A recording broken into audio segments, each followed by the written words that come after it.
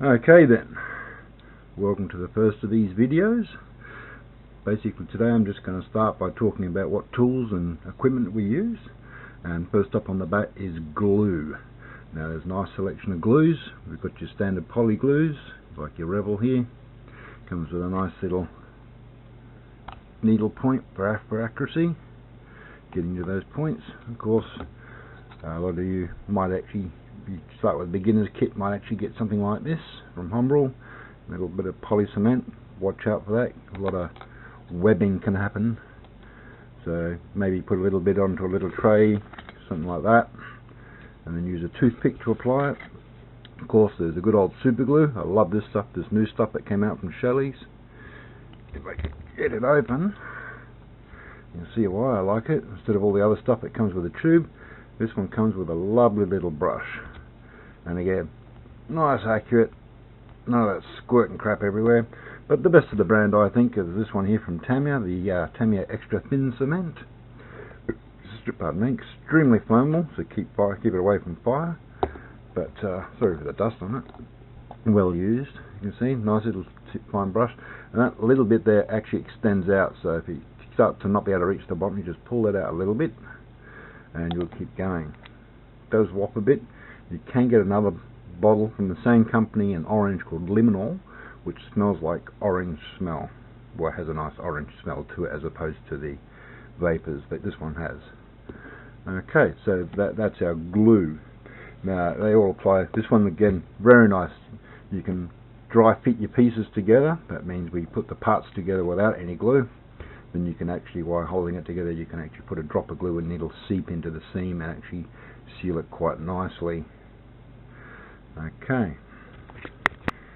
Right, next up on the bat, we got files here, don't mind me adjusting stuff. Now you can start with the old emery boards. You might have seen your mum or your nan using these, doing her old fingernails. Right, beautiful little things. You get the old emery wooden boards ones as well. They're still around. I don't actually have any on hand to show, but I'm pretty sure you know what they look like. These ones you can actually get from hobby shops as well. I like them because they're flexible. You can bend them, and they are quite disposable still. Come in many different grades of grit, so like this one, nice and thick, down to something quite nice and fine. These actually come from a cosmetic range, but they, come from a cosmetic range, and they're really quite nice. This one particularly I like. Step 1, you've got your normal little fine file grit. Step 2, you can use that to shape, then buff it up, make it nice and polished, and there's a full polish and shine as well. Right, they come in many different shapes and sizes, as you can see. Then you've got your more heavy duty stuff, like these guys here. These are well used, I've had them for a long time. These are the very first set I actually ever had. You see, quite a selection there. And then you can upgrade later on to some really nice fine micro stuff, which really comes in handy. These silvery ones are diamond bits, and they cut quite deep into plastics. I only really use them for hard to get rid of stuff. Mainly if you're on your diorama base, I would use this, or really larger scale models, because they can leave quite deep scratches. So just keep that in mind. A lot of these things can be picked up quite cheap. These were picked up at a hardware store individually at about 75 cents a piece. These come in packs, maybe about $8 a pack. Depending, if you go to your local $2 bargain shop, you can find them for $2 in packs as well.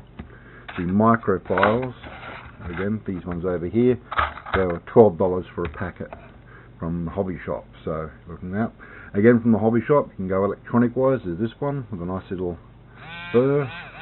These are interchangeable, usually with your Dremel products. A bit hard to get out, so I won't pull it out. Operates by 2 AA batteries. Very, very handy. And of course, I have a nice big Dremel, which you'll see later on as well, with multiple different attachments. And that costs about $100, but that's, you know, heavy duty stuff. Let's see, that's about it for the sanding element of the hobby. Alright, back shortly. One other last little element I'd like to show you is this little device. It's mainly used on circuit boards for cleaning away and sanding away excess solder on a circuit board. But for us, for modelers, this is fiberglass little abrasive tip here is just beautiful for getting rid of glue fingerprints, stuff like that, just really cleaning up around fine detail. Excellent piece. It cost about 16 bucks. I got mine from eBay, came with an extra set of 10 refills as well, so yeah, can't go wrong with one of them, so keep that in mind. Right, good old tweezers. Now tweezers of course come in very handy for getting into those very fine and detailed fiddly spots. Also can be quite fiddly to use in general. You can pick tweezers up anywhere as well, like again, $2 shop, get yourself a nice pair. This one actually is from the $2 shop, and it's one of my favourite pieces or pair of tweezers. These also as well. Then you got this pair that again came from another $2 packet, and then we got a very expensive pair. Comes in very handy, getting to nice detail. This I think cost me about $12 from a hobby shop. Beautiful pair of tweezers, but just collect them as you go. You know, I'm sure there's a pair of old tweezers around anywhere. I think I've had this pair for years, or it could be the other pair. As you can just see over there, I have quite a collection. So yeah, tweezers always handy. Bit of an art form to using them as well. Most of the time your piece can end on the floor and you can be fighting the carpet monster. You'll learn about him later. Okay, so cutting and blades and cutters. So again, most basic one most people start with is the good old safety blade. Very handy tool, especially for getting those really delicate tiny pieces off. We'll see. I'll show you that later on when we actually start to build a model. But yeah, keep them handy. Razor blade, a safety blade, mainly because it has this nice protective edge, so you don't go slicing your own fingers to pieces. Of course, you can get yourself a little Stanley knife. I do not recommend using those plastic ones with the wobbly snap blades. Mainly used in paper craft and cutting for paper and cardboard. Don't use them here. They are dangerous. They can snap, get stuck down to your bone. So yeah, go out, get yourself a decent pair of cutting blades. I've had these ones for a while. You can hear the tips are broken off already. Might be time to replace them.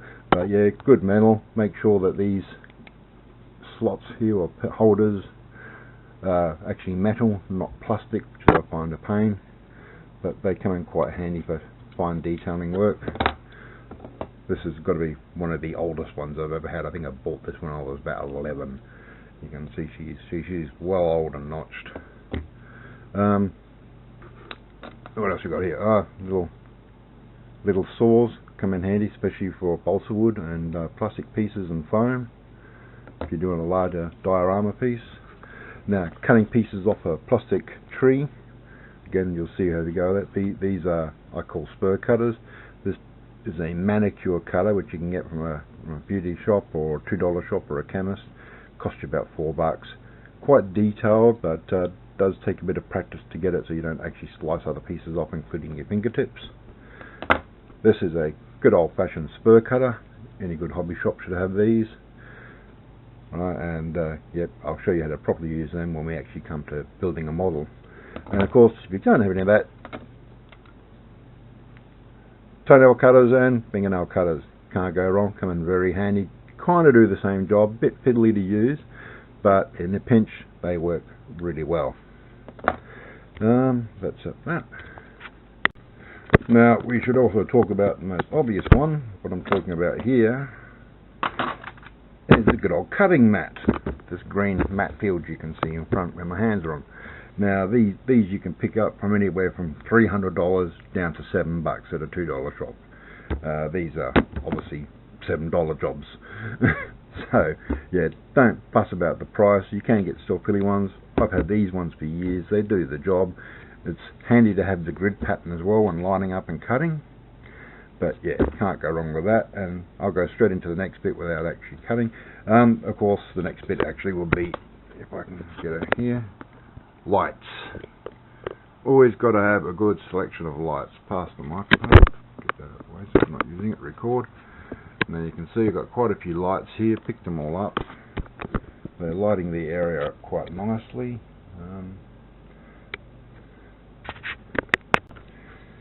So this is a plastic toy tank that I use to practice my paints and my inks and washes on.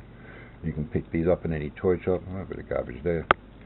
I don't particularly cherish this, if you know what I mean. I mostly give it to the nieces or nephews later on to play with. You can see I've practiced a bit of weathering and stuff. But yeah, again, making sure you get your lighting done properly. That's the important part, so you can see. If you can't see, then you're a good chance you'll slice a finger or pin yourself or paint yourself or do something wrong. So set up with some nice lights. Okay, that's about it for the first part.